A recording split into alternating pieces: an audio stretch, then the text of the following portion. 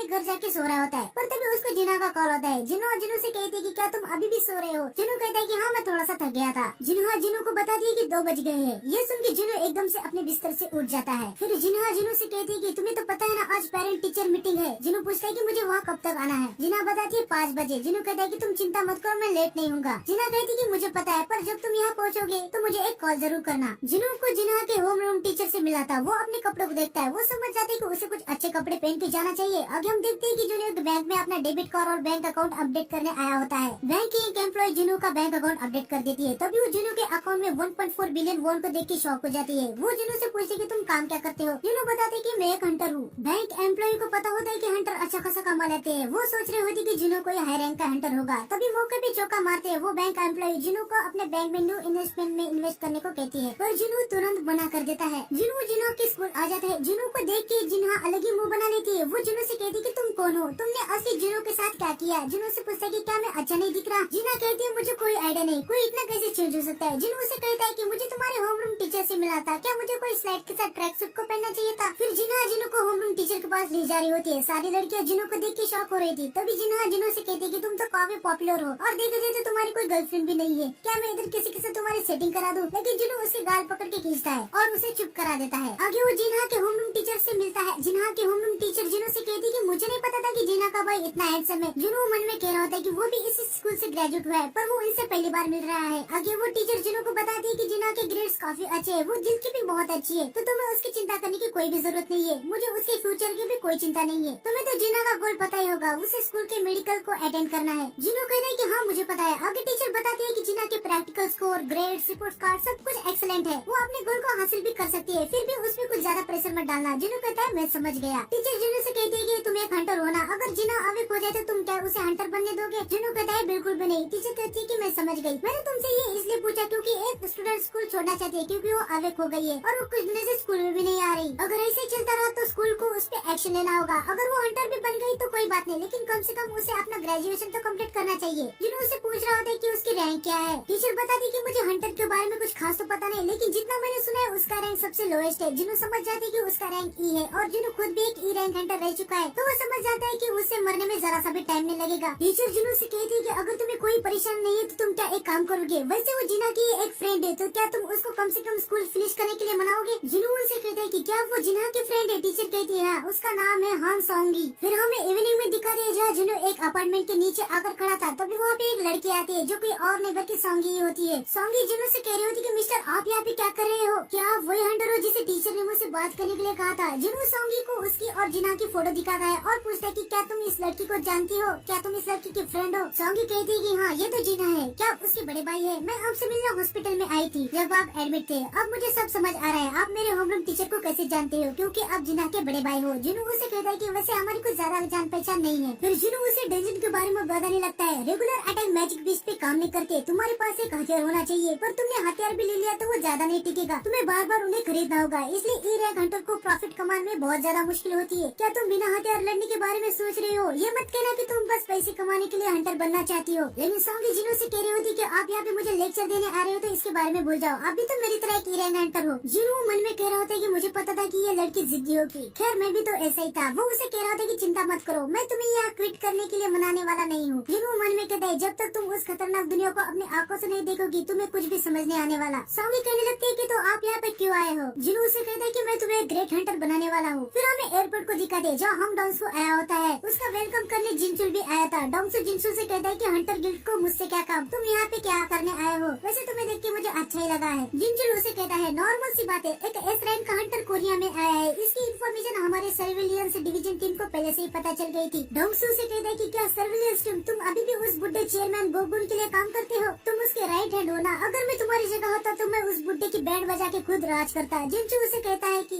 अब यहाँ पे कब तक रुकने वाले हो? डोंगसू उसे कहता है कि मैं यहाँ पे ज्यादा नहीं रुकने वाला, जैसे ही मेरा काम खत्म हो जाएगा, मैं यहाँ से चला जाऊंगा। जिनचुल उसे कहता है कि आपका काम ए रैंक के जिन्हो और डी रैंक के जिन्हो से तो नहीं है। डोंगसू उसे कहता है कि मुझे सर्विलेंस एजेंसी यही उम्मीद थी, तुम्हें पता होने के बाद भी तुम मुझसे पूछ रहे हो, क्या तुम मुझे रोकोगे? जिनचुल कहता है कि मैं तो बस अपना काम कर रहा था सर। तभी वो पीछे से 2 लो रैंक के हंटर को जाते हुए देखता है। डोंगसू जिनचुल से कह रहा होता है कि मुझे तुम हमेशा से ही पसंद थे, स्कैवेंजर गिल्ड को ज्वाइन करने के बारे में क्या सोचते हो? हम तुम्हें उस बुड्ढे से अच्छा पे करेंगे। जिनचुल मन में बोल रहा होता है कि हंटर को डोंगसू और उसके बड़े भाई पे पहले से ही शक था। जैसे लिजर्ड अपने खुद के पूंछ को काटते है, वैसे ही इनका बड़ा भाई और ये हंटर्स को मार डालते थे, लेकिन कुछ भी सबूत न मिलने के कारण हम कुछ भी नहीं कर पाए थे। अगली सीन में हम देखते हैं कि जिन्हो सोंगी को व्हाइट टाइगर गिल्ड के ट्रेनिंग गेट जो न्यू हंटर्स के लिए है उसके पास लेके आया था, जिसका इंतजाम जिन्हो के रिक्वेस्ट में मिस्टर आहम ने किया था, जो कि व्हाइट गिल्ड टाइगर के 2nd डिवीजन के चीफ थे। पहले ये सब एक दूसरे को इंट्रोड्यूस कराते हैं। मिस्टर आहम को ई रैंक हंटर सोंगी से कुछ ज्यादा एक्सपेक्टेशन नहीं थी, लेकिन तभी उसे याद आता है कि जिन्हो भी तो एक ई रैंक हंटर है, इसलिए वो सीधे अभी कंक्लूजन पे नहीं आता। उसे लग रहा होता है कि जिन्हो व्हाइट टाइगर गिल्ड में इंटरेस्टेड है। मिस्टर आहम बता रहे होते कि इस जगह पे काफी ज्यादा गेट ओपन होते रहते हैं, तो यहाँ पे ज्यादा लोग नहीं रहते, लेकिन ये आज एक सी रैंक का गेट भी ओपन हुआ है, जो इनके लिए अभी फिलहाल के लिए ट्रेनिंग के लिए बेस्ट है। तभी वहाँ पे एक फुल आर्मर में बंदा आता है। वो कहता है कि ऑलरेडी 9 बज चुके हैं, बातें बंद करो और अंदर चलो। जिन्हो कहता है कि ये कौन है? मिस्टर आहम बताते कि ये हमारा न्यू ए रैंक हंटर है, जो कि एक टैंक है। जब हमने आप यहाँ पे आ रहे हैं इसके बारे में उसको बताया तो वो इससे थोड़ा सा नाराज हो गया है। उसको लगता है कि हम किसी ट्रिप पे जा रहे हैं। उसका नाम किम चुल है और वो आज की स्ट्राइक स्क्वाड को लीड करने वाला है। आज की स्ट्राइक स्क्वाड में एक ए रैंक, 7 बी रैंक और 4 सी रैंक के हंटर्स है, जो कि टोटल 12 मेंबर्स है। मैं जानता हूँ कि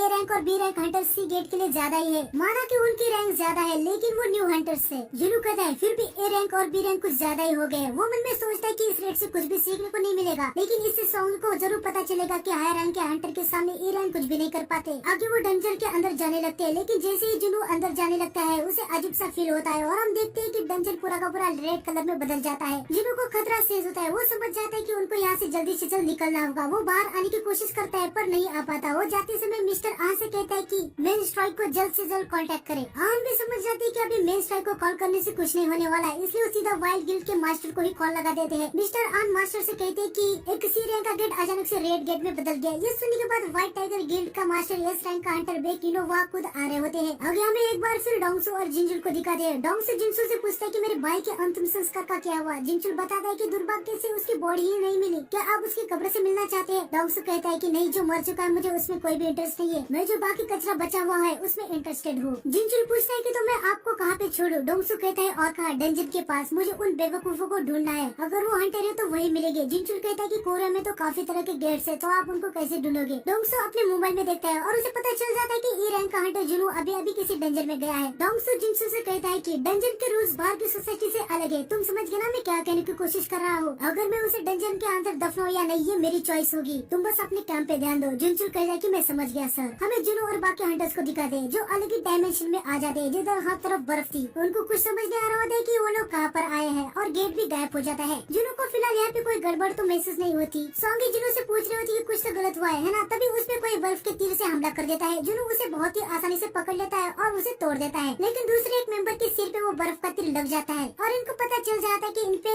आइस एल्फ्स ने हमला किया है, जो उनकी प्रेजेंस को सेंस नहीं कर पाया था क्योंकि वो काफी दूर थे। जिनका भी ऐसे वाले मॉन्स्टर से पहली बार पाला पड़ा है वो उन्हें आइस एल्फ्स कहते हैं, पर एक्चुअली जो हंटर जिससे पहले से लड़ चुके हैं वो इन्हें आइस लेयर कहते हैं। ये चुपके से अपने दुश्मनों पर वार करते हैं। फिर हमें बेक यूनू को दिखाते हैं जो डंजन के अंदर जाने की कोशिश करता है, पर वो गेट बंद हो चुका था। वो आन से पूछ रहा था कि ये तो सी रैंक का गेट होना चाहिए था। आन कहता कि हाँ सर, ये सी रैंक का ही गेट था। बेक कहता है कि क्या तुमने एसोसिएशन से कंफर्म नहीं किया था? आन कहता है कि हाँ किया था सर, वो भी बार बार सी रैंक ही कह रहे थे। फिर हमें पता चलता है कि जो रेड कलर के गेट होते हैं वो सिर्फ हाई रैंक के डंजन में ही देखे जाते हैं। बेक को यकीन होता है कि ये गेट कम से कम बी या उससे ज्यादा रैंक का है। आन कहता है कि हम इसे फिर से मानोमीटर से मेजर करें। बेक कहता है कि गेट पहले से रेड हो गया, अब इसे मानोमीटर की वेव एमिट नहीं करेगा, तो इसे मेजर करना इम्पॉसिबल है। इसकी वजह से हमारे पास अब कोई रास्ता नहीं कि हम कैसे पता करें कि ये गेट किस रैंक का है। मुझे बताओ कि गेट के अंदर कितने हंटर गए हैं और उनकी रैंक क्या है? आन बताता है सारे मिला के 12 हंटर है, जिनमें से एक ए रैंक का हंटर है जिसका नाम चुल है और वो लीडर है। बाकी उसके साथ 7 बी रैंक हंटर है।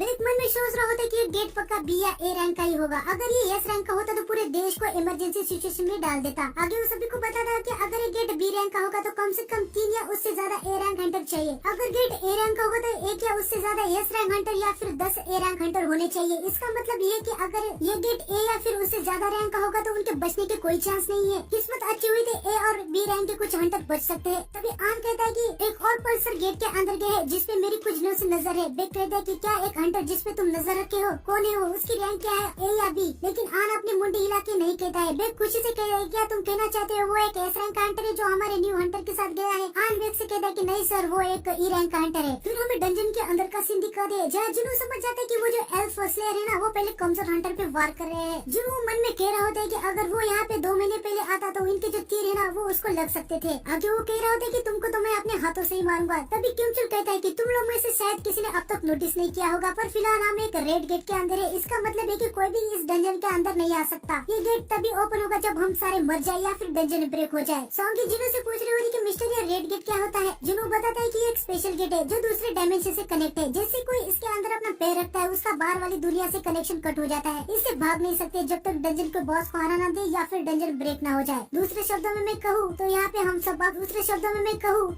हम सब आप फंस चुके हैं। तो आज के एपिसोड में इतना ही। नेक्स्ट एपिसोड कल आएगा तो चैनल को सब्सक्राइब कर देना और देखने के लिए थैंक यू सो मच।